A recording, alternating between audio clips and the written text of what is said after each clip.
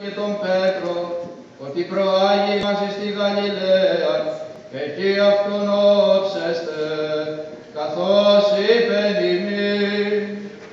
Και εξερθούσε ταχύ έφυγον από του μνημείου, είχε δε αυτά τρόμος και έκστασης,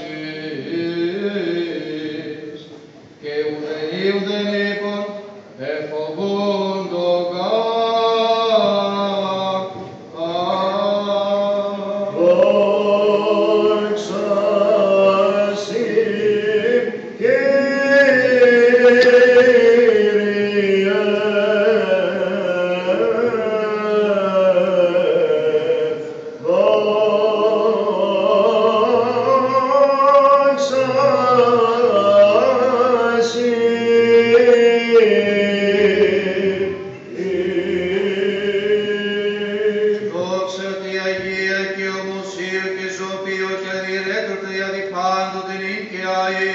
εις αιώνας των αιώνων.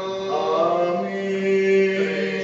Χριστός ανέστη εκ νεκρών, θανάτων πατήσας και Χριστέν της μνήμας ζωή